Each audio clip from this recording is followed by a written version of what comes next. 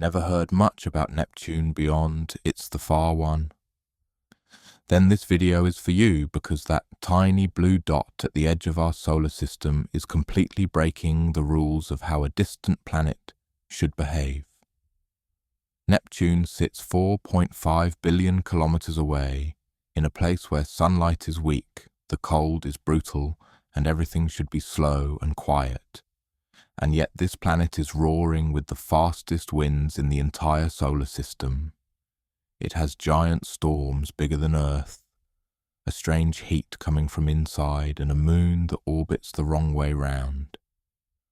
None of this really makes sense at first glance, but by the end of this video, it will in this story. We're going to follow Neptune from a ghost on a piece of paper to a real world seen through a camera. We'll see how astronomers guessed it was there before anyone had ever seen it, how a single flyby in 1989 changed our view of the outer solar system, and why Neptune might secretly be one of the wildest, most important planets out there. So let's start with a simple but weird question.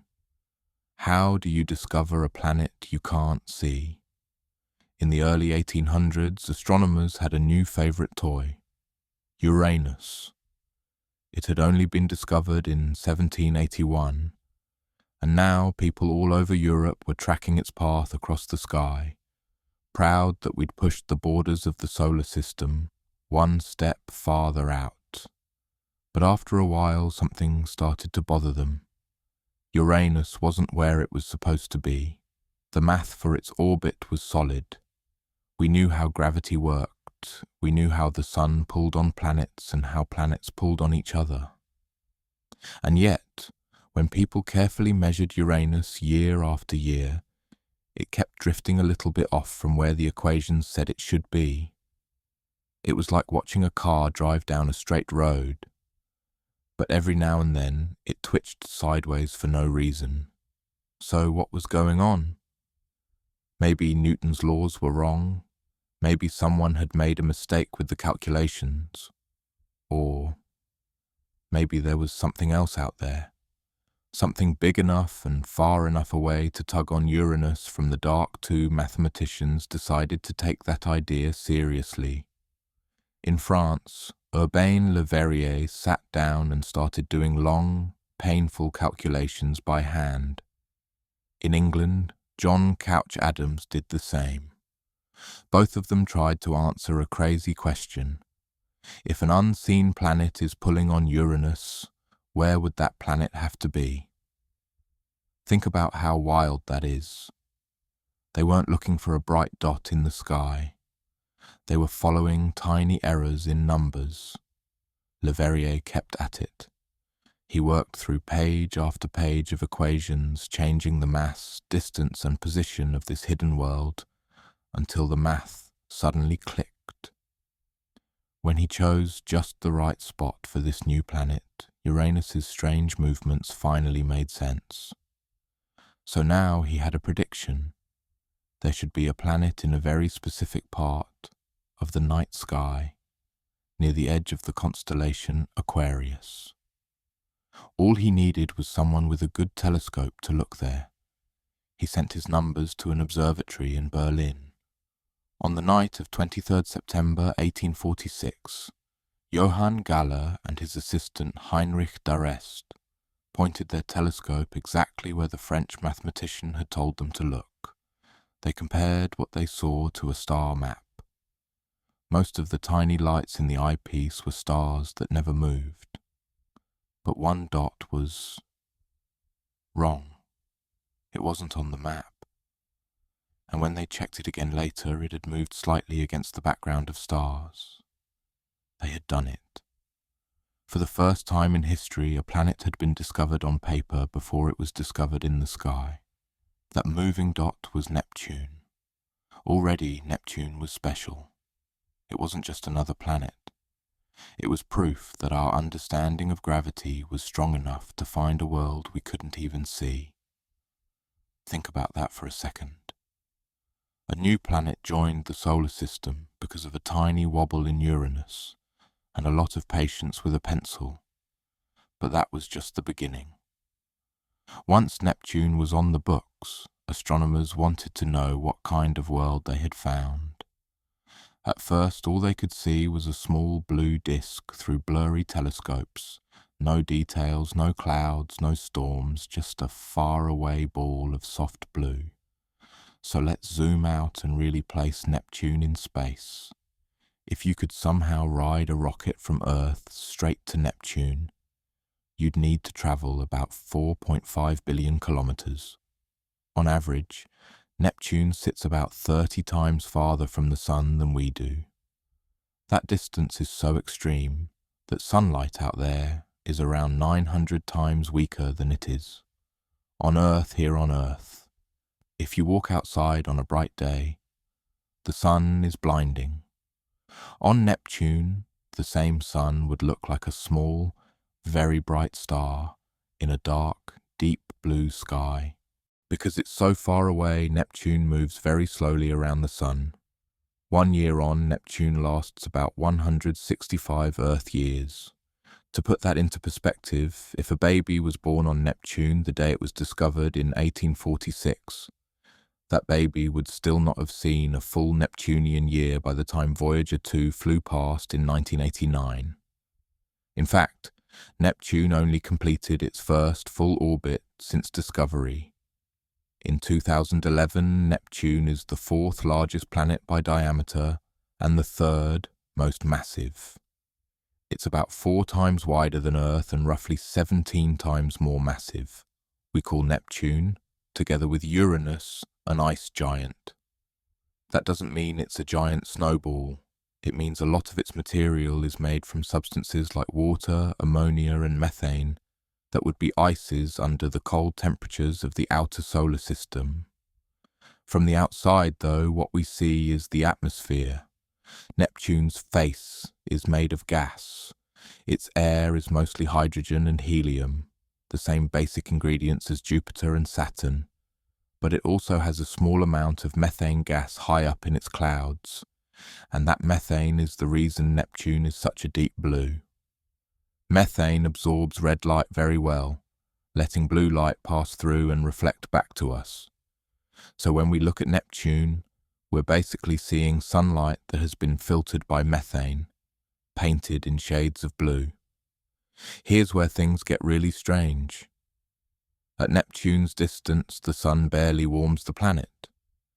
And yet, when spacecraft measured its heat, they found that Neptune is actually giving off more than twice as much energy as it receives from the sun. In other words, Neptune is glowing from the inside.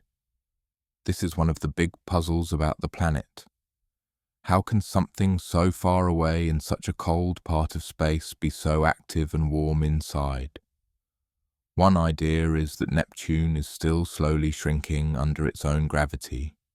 As it contracts, it converts gravitational energy into heat, and that heat slowly leaks out through the atmosphere.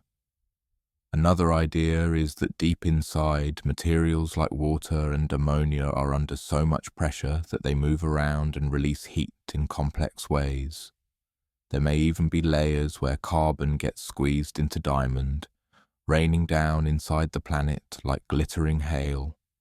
Though that's still an idea we can't directly test, whatever the exact reason. That inner heat changes everything.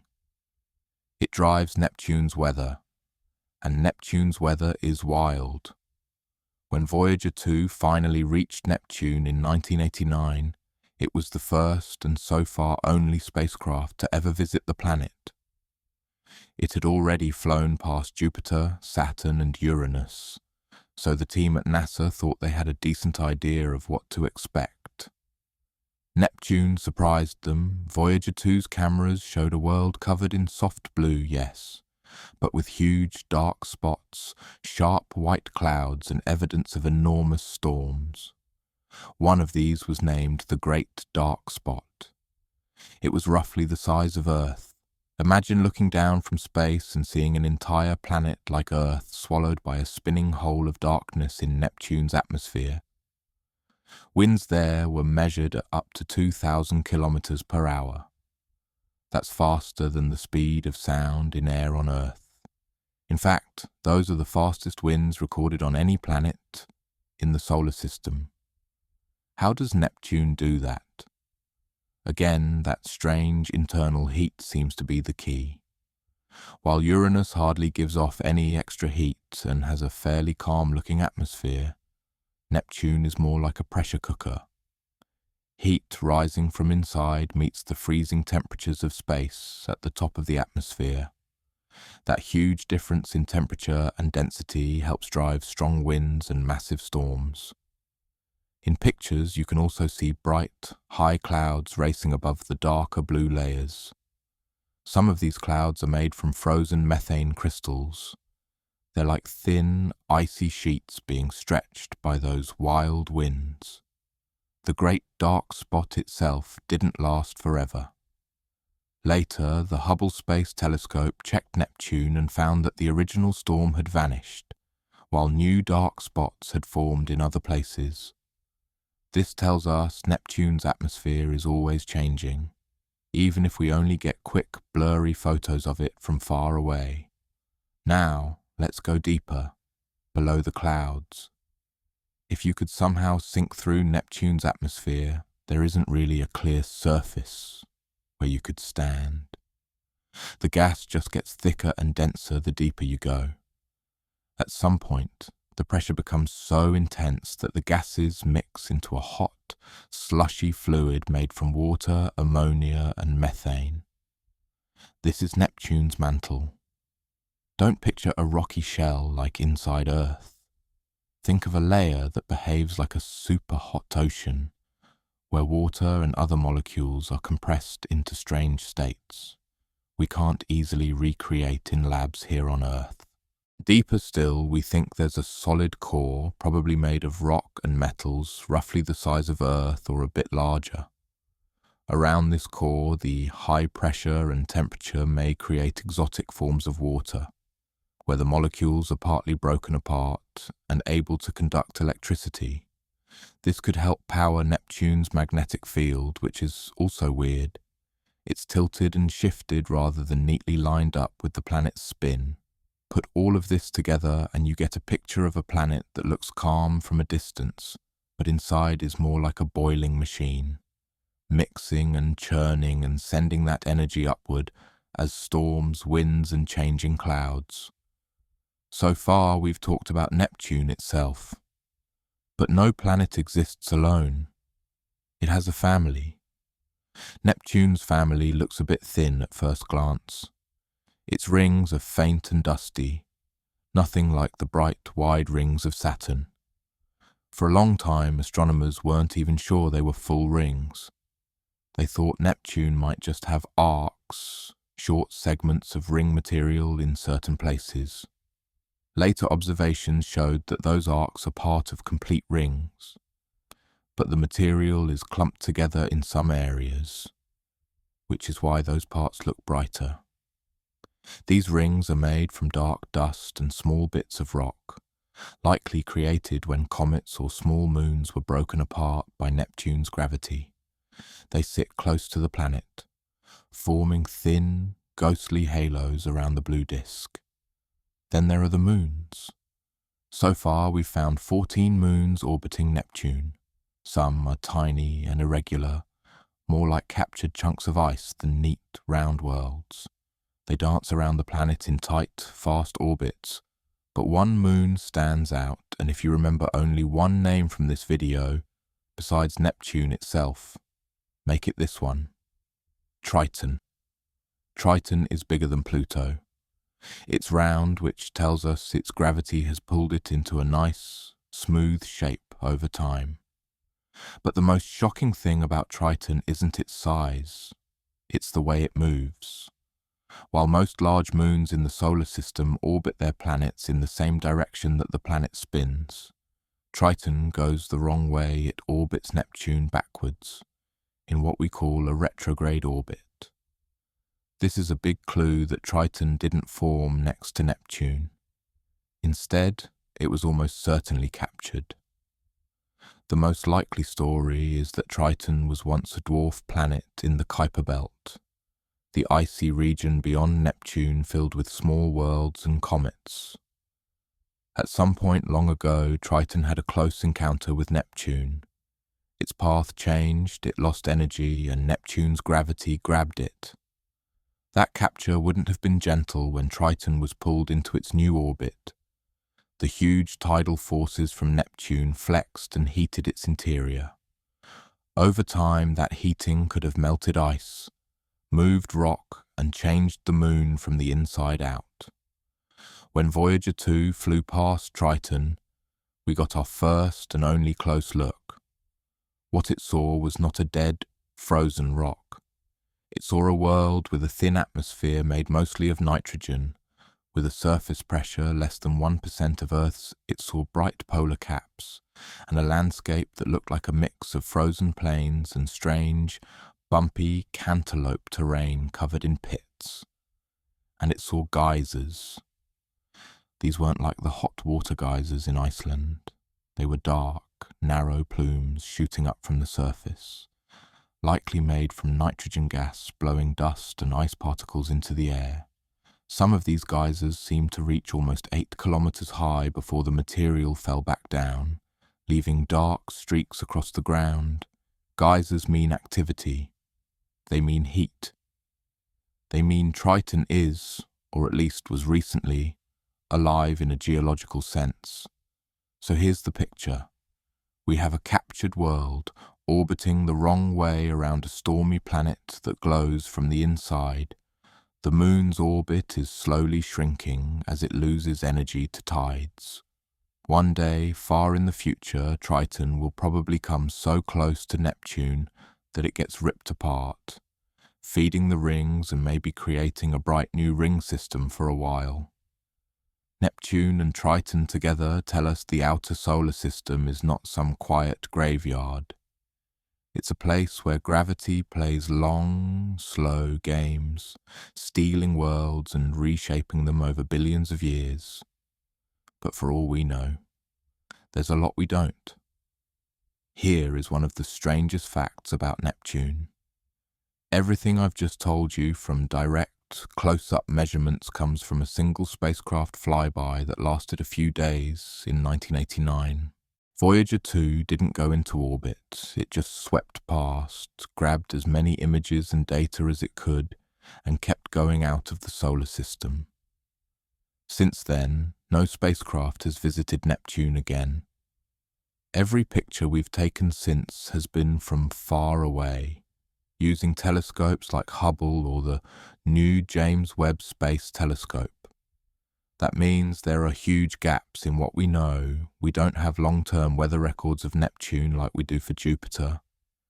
We don't really know how its storms are born, how they evolve or how they die.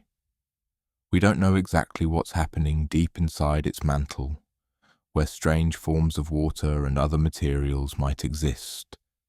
We've only seen part of Triton's surface, and we have almost no detailed information about Neptune's smaller moons. There are ideas for future missions. Scientists have drawn up plans for orbiters that could spend years circling Neptune, mapping its gravity, measuring its magnetic field and watching its weather. Some ideas include landers or probes that could drop into Triton's thin atmosphere or maybe even touch down on its surface. Why is that worth doing? Because Neptune sits at a key place in our understanding of planets, not just in our solar system, but in others. When astronomers look at planets around other stars, they often find worlds that are similar in size to Neptune.